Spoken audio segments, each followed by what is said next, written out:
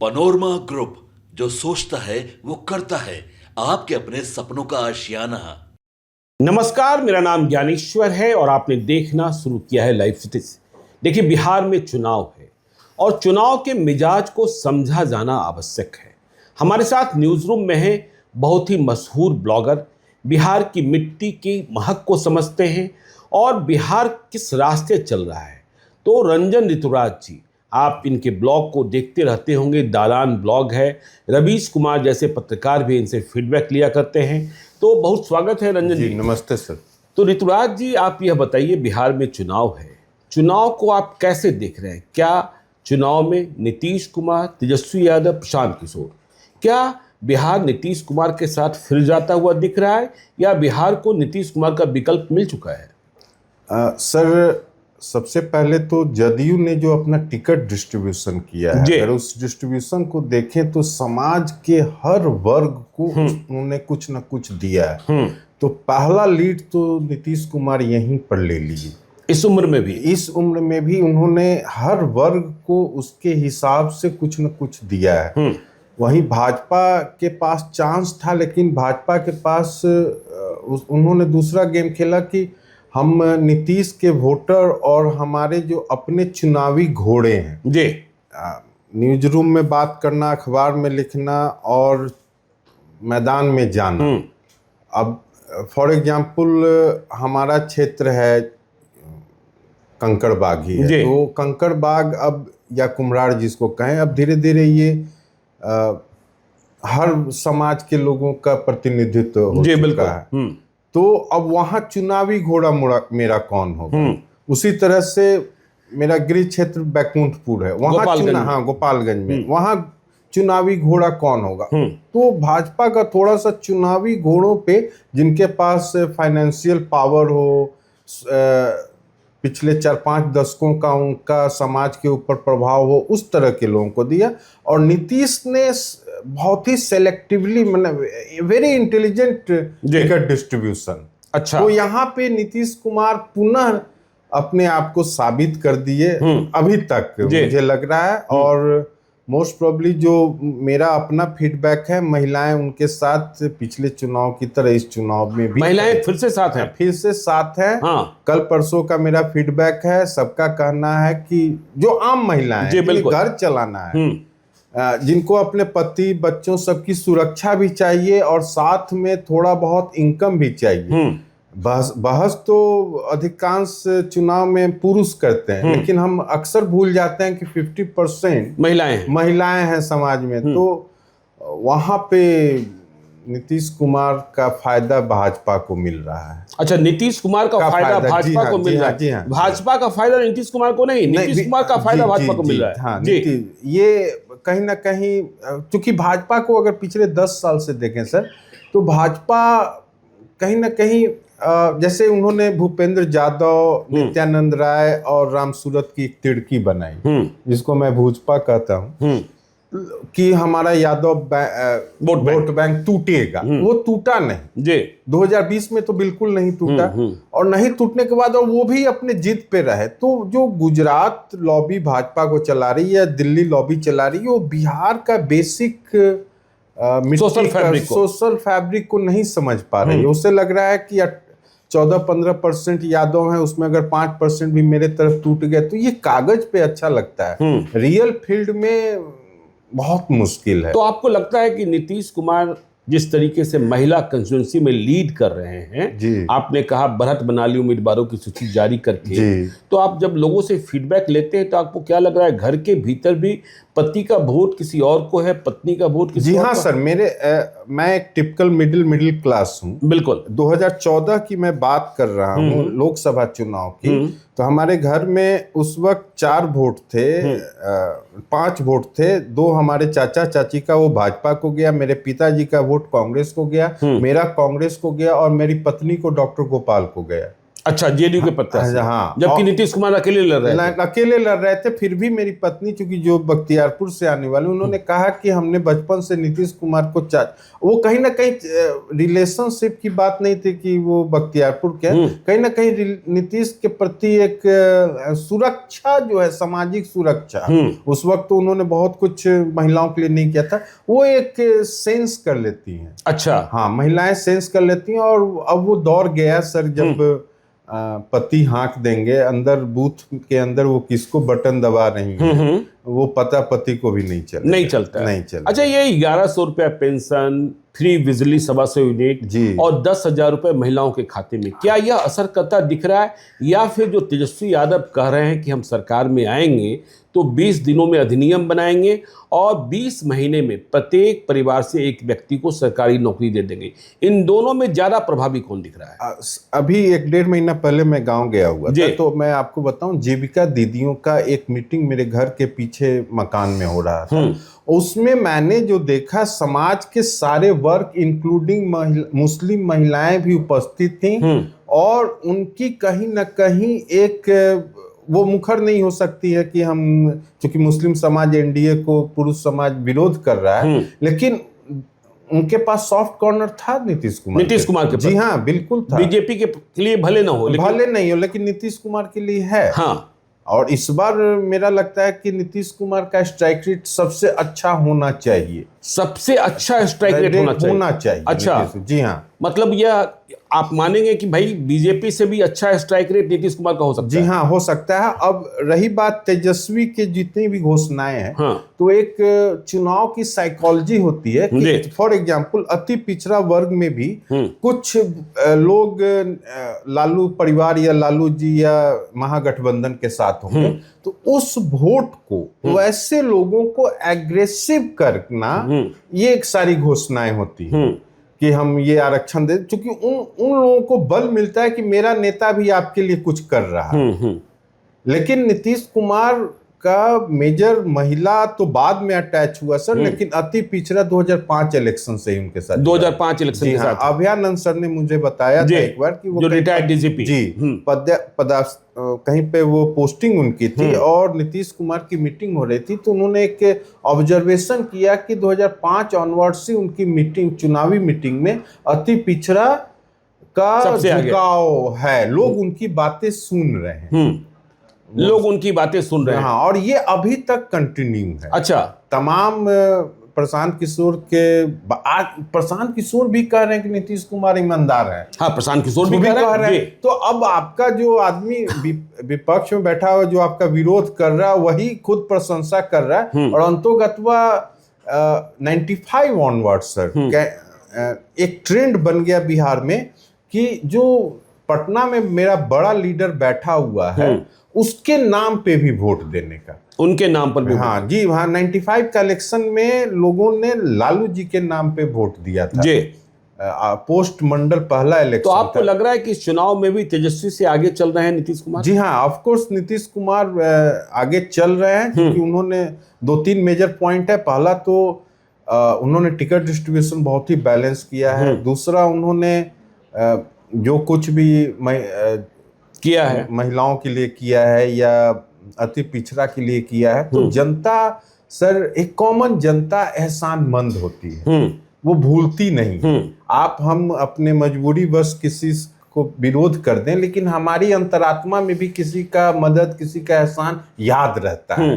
तो जिस तरह से हम सोचते हैं, उसी तरह से बाकी दुनिया सोचती है। तो अति पिछड़ा को जो उन्होंने पंचायत में आरक्षण दिया, नगर निकाय चुनाव में दिया, तो सब एक बहुत बड़ा पावरफुल टूल। आपकी गट फीलिंग क्या कहती है? क्या यह कहती है कि नीतीश कुमार फिर से मुख्यमंत्री बनते हुए दिखाई पड़ रहे हैं? सर, मेरी गट फीलिंग नहीं है। अब तो एनडीए के पास कोई ऑप्शन नहीं है। एनडीए के पास कोई ऑप्शन नहीं है। आप कैसे जाएंगे? क्या कौन सा खेला करें? जब मेरे ही कैलकुलेशन करिए कि स्ट्राइक रेट जदयू की बढ़िया होगी, तो किस आधार पे भाजपा जाएगी कि हमारा मुख्यमंत्री हो? बिल्कुल।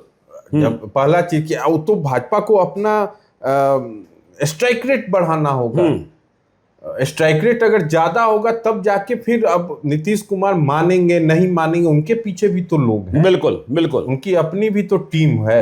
जो तो आपको क्या लगता है कि देखिए तेजस्वी यादव को महागठबंधन ने सीएम फेस का उम्मीदवार घोषित कर दिया, देरी कर दी, तेजस्वी यादव क्यों पीछे छूट जा रहे हैं? और जो कांग्रेस के नेताओं का तर्क यह रहता है कि तेजस्वी यादव को घोषित न करते तो ज़्यादा लड़ाई आसान होती।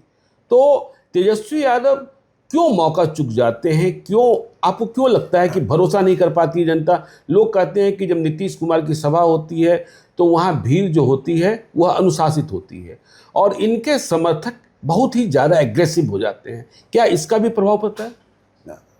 अगर 2020 का चुनाव अगर आपको याद हो तो तेजस्वी ने एक माहौल अपने पक्ष में तैयार कर लिया था और 2-3 गलतियां हुई।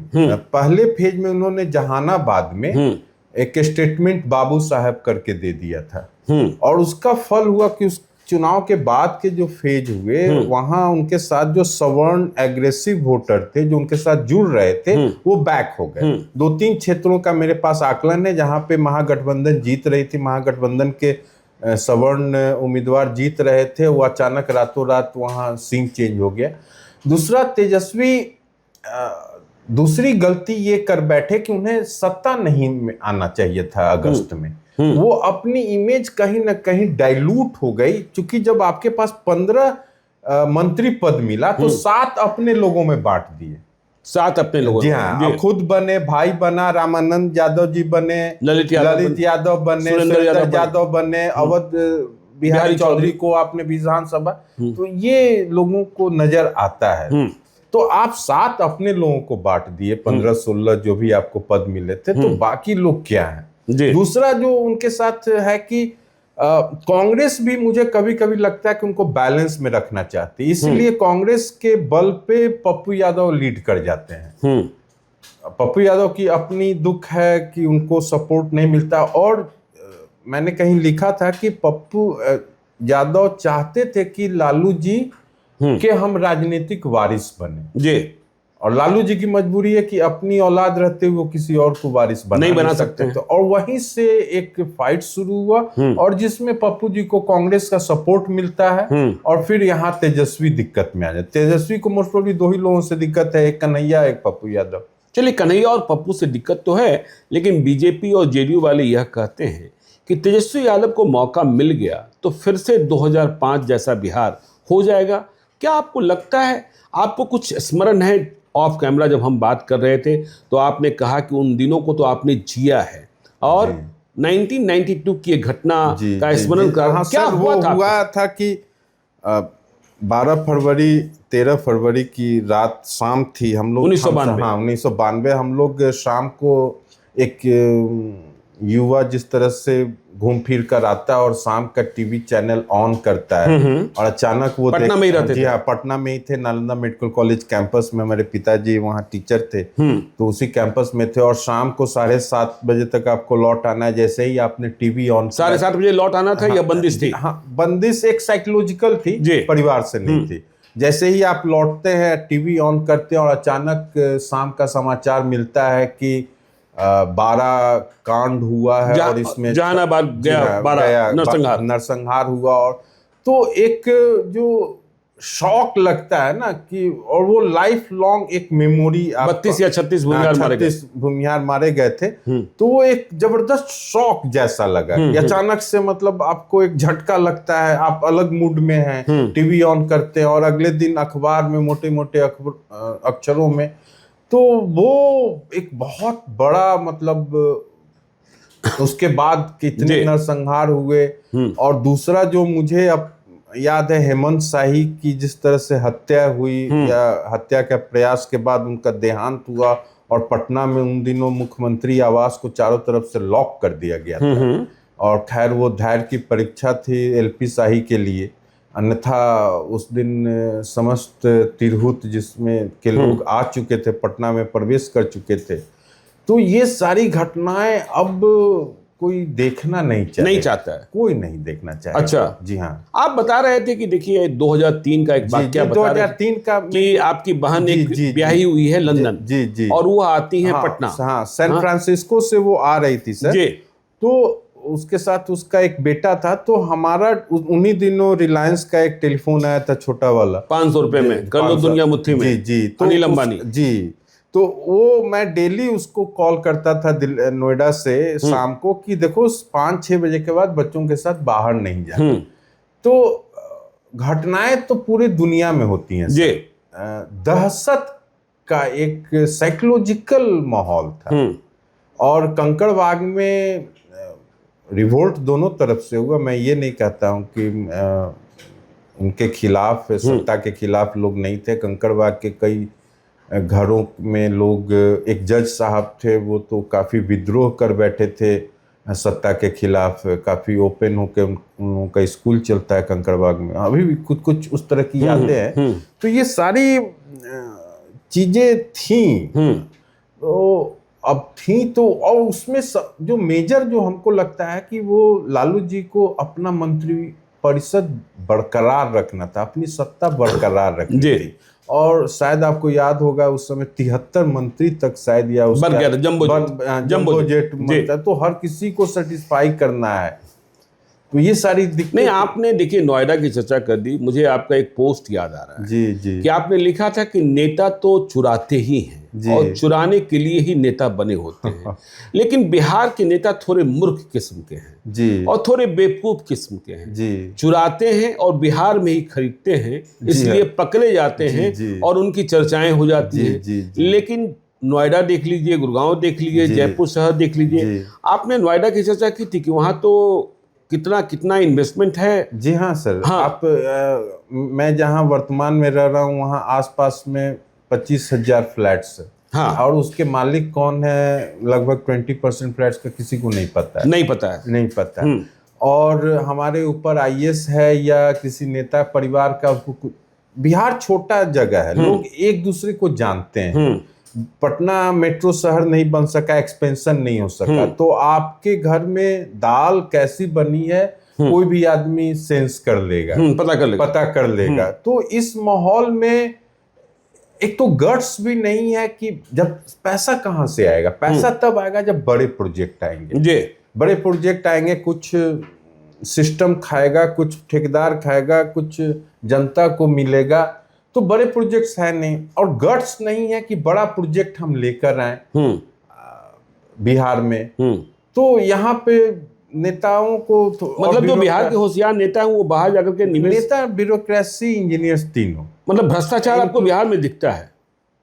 इसलिए है कि बिहार बहुत गरीब है सर। हाँ। अगर हम 100 के पैमाने पे 5 पे हैं और 5 से 7 हुए तो ये 2% का गैप है। और कहीं पे 25 है, 25 से 26 हुआ तो वहाँ का परसेंटेज जो ऊपर उठा वो कम है।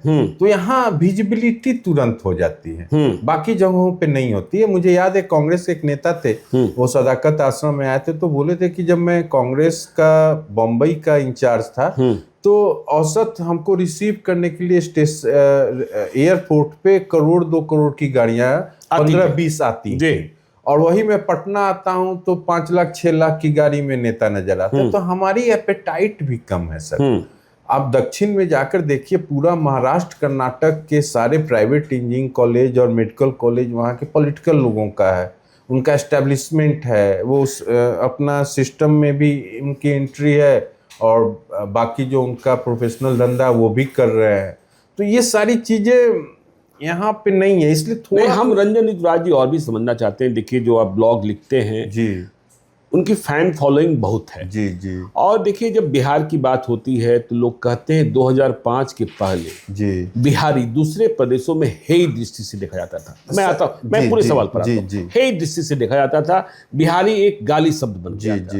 और नीतीश कुमार ने इसे बदला है जी। आज ही मैं कहीं पढ़ रहा था कि आमोद कंठ साहब, आप भी जानते हैं, दिल्ली पुलिस के कमिश्नर हुआ करते थे। तो वह जब कमिश्नर थे तो एक थाने के निरीक्षण में जाते हैं दिल्ली में, और वहां देखते हैं कि गंदगी पसरी हुई है जी। तो उन्होंने वहां के एसएचओ को कहा कि भाई यह क्यों है, तो एसएचओ ने तुरंत अपने सब इंस्पेक्टर को आदेश दिया कि 4 बिहारी पकड़ कर ले आओ। जी हाँ, जी। तो गंदगी साफ करने के लिए बिहारी, तो ये बात चुभ गई आमोद खान साहब को जी। तो उन्होंने कहा अपने एसएचओ को कि 4 बिहारी नहीं 3 पकड़ के लाओ, चौथा तो मैं हूं ही, चौथा तो मैं हूं ही। तो बिहार और बिहारियों को देखने का नजरिया, आप नोएडा की बात करते हैं, आप गुड़गांव की बात करते हैं, जयपुर की बात, क्या बदला है सचमुच में? सर एक बहुत सिंपल लॉजिक है।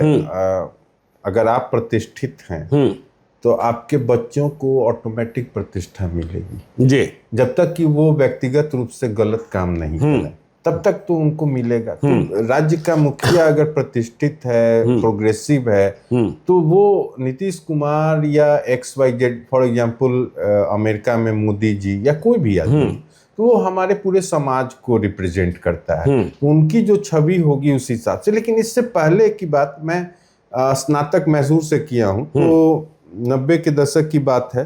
हम लोग डाइनिंग टेबल पे बैठे हुए थे, मेरे सामने हरियाणा का एक लड़का बैठा था। तो डाइनिंग टेबल पे हॉस्टल में उसने चम्मच निकाला खाने के लिए, तो मैंने भी चम्मच निकाला। तो उसके अगल बगल जितने लड़के बैठे थे सबको उसने कहा कि देख, ये बिहारी भी चम्मच से खा रहा है। अच्छा। हाँ, मतलब कि इतनी है दृष्टि। हे दृष्टि की रीजन है कि उसको जो एक्सपोजर मिला था बिहार का, वो बिहार के निचले तबकों का मिला। तो वो अब जैसे लंदन में एक डॉक्टर गए, उनके फादर भी गए, तो बीबीसी में झुग्गी झोपड़ी का डॉक्यूमेंट्री 70s में दिखाया जाता था। तो वो डॉक्टर साहब के फादर पार्क में टहल रहे थे, तो लंदन के लड़कों ने देखा see he is an Asian Indian. तो आपको जो छवि दिखाई जाएगी उसी छवि के हिसाब से परसेप्शन बनेगा जो भी आदमी। अब मेरे हिसाब से मैंने आपको देखा तो मेरे दिमाग में बना कि भाई जो लोग भी चैनल चलाते हैं वो इतने ही रईस और खुश मिजाज होते हैं, या उनके पास फ्लो है, उनके पास ऑडियंस है। हम तो वही छवि लेकर बैठे। बिल्कुल। तो वो छवि जो पहले तो मजदूर की छवि थी, इसमें कोई शक नहीं, मजदूर की छवि थी। जी हाँ। तो चलिए, हम लोगों ने नीतीश कुमार की बात कर ली, तेजस्वी यादव की बात कर ली, प्रशांत किशोर जो पिछले 3 साल से लगे थे, अब आपको कहाँ खड़े दिखाई पड़ रहे हैं? क्योंकि चुनाव आते आते क्या उनकी चर्चा कम नहीं हो गई? उसके लिए वो खुद जिम्मेदार है। खुद जिम्मेदार है। जिस तरह की उन्होंने हवा बनाई जी, उस हवा पे वो बरकरार नहीं रख सके खुद को। उसके लिए कौन से कारक जिम्मेदार हैं, गॉड नोज, वो खुद उन्हें ज्यादा बेहतर पता होगा। लेकिन जो पद यात्रा उन्होंने की, शायद ही कोई ऐसा न्यूट्रल पॉलिटिशियन होगा जो उसकी प्रशंसा नहीं किया। उनके विपक्ष का, पक्ष का, मैं उसकी बात नहीं कर, हर किसी को, जो भी बिहार को अच्छा देखना चाह रहा था। और उस पद यात्रा के दौरान उनसे एक गलती हो गई, वो उन्होंने लोकल लेवल पे नेताओं को नहीं तैयार किया। जैसे आप नीतीश कुमार का 92 में पहला रिवोल्ट नीतीश कुमार किए थे बिहार निवास में, ललन बाबू के साथ, लालू जी के लिए, लालू जी के खिलाफ। उसके बाद दूसरा रिवोल्ट 94 में कुर्मी महारैली के थ्रू हुआ, और 95 में जब वो चुनाव में गए, उस वक्त वो भले ही 7-8 सीट उनके पास आई हो, लेकिन हर क्षेत्र के पुराने समाजवादी टॉप लीडर्स लोगों को वो जोड़ चुके थे। जो फायदा उनको 2000 में मिला और पूरा फायदा 2005 में मिला। तो यहाँ पे थोड़ा सा बहुत ज्यादा आदर्शवाद को प्रशांत किशोर प्रस्तुत कर दिए, और उसके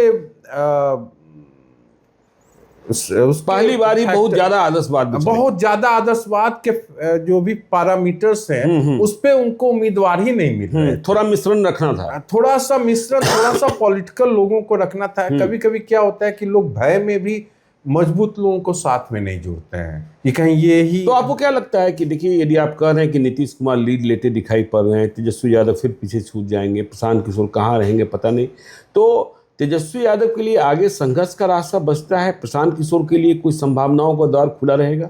सर, यूपी और बिहार में मुलायम जी और लालू जी ने एक काम तो अपने बच्चों को लिए कर ही दिया।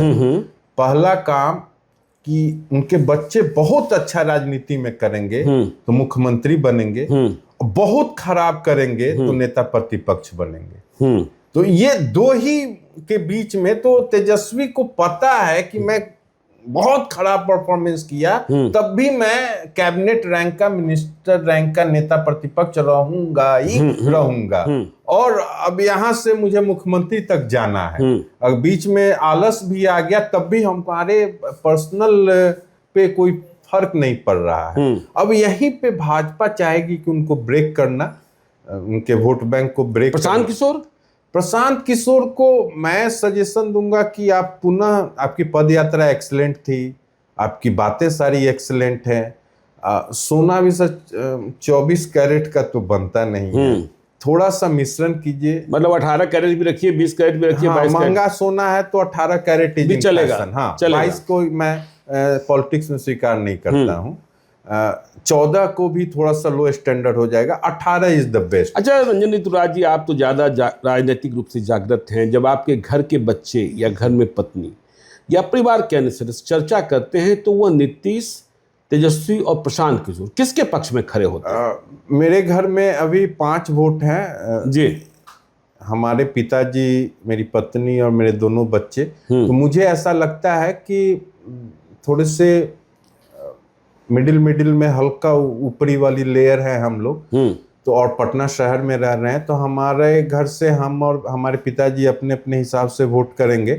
लेकिन मेरी पत्नी, मेरा बेटा और मेरी बेटी, ये तीनों मोस्ट प्रोबेबली प्रशांत किशोर के साथ। मतलब 5 वोट में 3 वोट जनसुराज को हैं। हाँ, लेकिन ये बहुत पतला जो लेयर है सर, ये सोसाइटी का बहुत पतला लेयर लाइन है, बहुत पतला लेयर है, जिसके ऊपर नीचे होने से बहुत फर्क नहीं पड़ेगा। तो प्रशांत किशोर को करेंगे कि कुमार में केसी सिन्हा को करेंगे? वो प्रशांत किशोर। जी हाँ, प्रशांत किशोर ने तमाम ऊपर नीचे के बाद अपनी एक छवि तो बनाई है। छवि बनाई है मतलब बने रह जाएंगे तो कुछ कर सर। एक और चीज है, हम लोग पलायन का दंश झेले हैं सर। पिछले साल मुझे 24 घंटे लग गए थे अपनी बेटी के साथ नोएडा से पटना आने में। क्यों? ट्रेन, जो स्पेशल ट्रेनें थी वो देर से चलने लगी। फ्लाइट में हम 8,000 दे सकते हैं, 18,000 नहीं दे सकते हैं।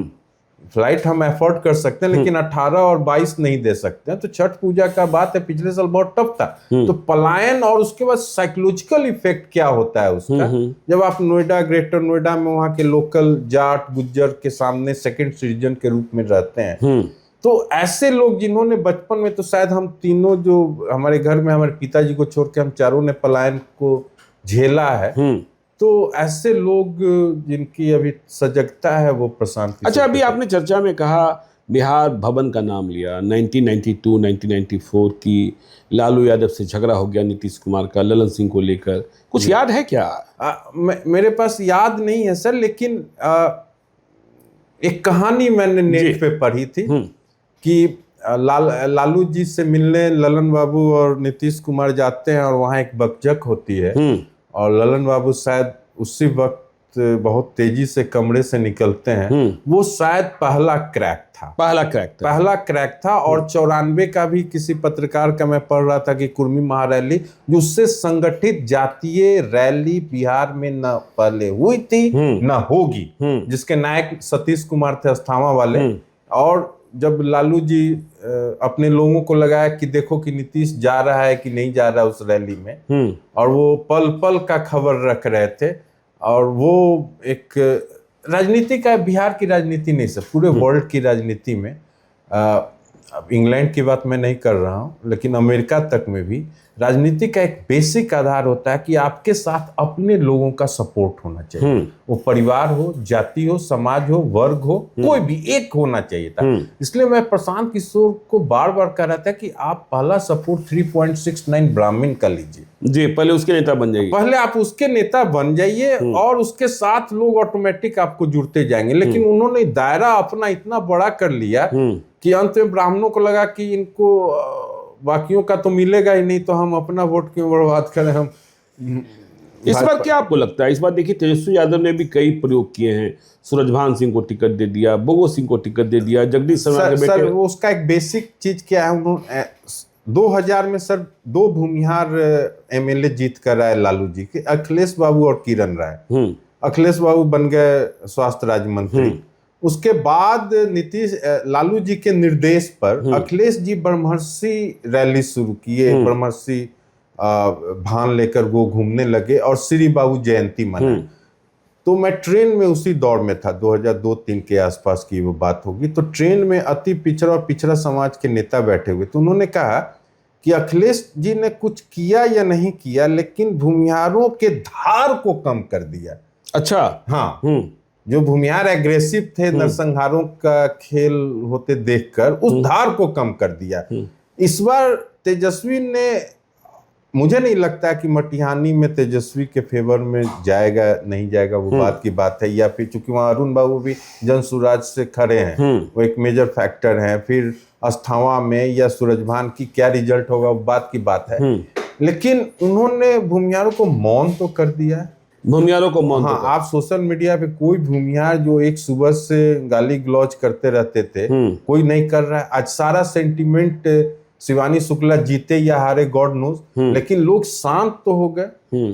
तो ये एक बहुत, यही न्यूट्रल राजनीति में सर न्यूट्रल किया जाता है। न्यूट्रल किया जाता है। हाँ, अच्छा, जो देश के पत्रकार आ रहे हैं, दिल्ली से आ रहे हैं, मैं देखता हूं कि उनका 2 एजेंडा प्रायोरिटी में होता है और उसी से वो बिहार के चुनाव को पढ़ लेने की कोशिश करते हैं। पहला प्रशांत किशोर का इंटरव्यू और दूसरा आनंद सिंह का इंटरव्यू। क्या इस इतने मात्र से बिहार को पढ़ लिया जा सकता है? नहीं, बिहार को सर एक बेसिक है, मेरे पास एक बेसिक फॉर्मूला। बिहार को जानना है तो अंग्रेज राज के जिलों के हिसाब से जानिए। अच्छा। सबका कल्चर और थॉट प्रोसेस अलग है। जैसे सारण, चंपारण, मुंगेर, तिरहुत, ओल्ड गया, जिसमें 4 डिस्ट्रिक्ट आ गए, नवादा भी आ गया। मिथिलांचल का दरभंगा का, जब हम लोग दरभंगा शब्द बोलते हैं सर, दरभंगा का मतलब मधुबनी भी हो जाता है। जब हम किसी को दरभंगिया बोलते हैं तो उसका मतलब मधुबनी भी हो जाता है।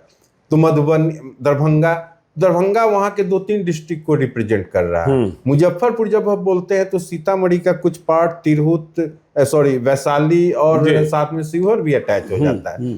तो इनका क्या सोचने का, इनका क्या कल्चरल थॉट प्रोसेस है, क्या इनकी सभ्यता संस्कृति है और क्या इनका राजनीतिक इतिहास रहा है, उसके आधार पे बहुत आसानी। तो ये लोग इतनी समझ के हैं नहीं सर।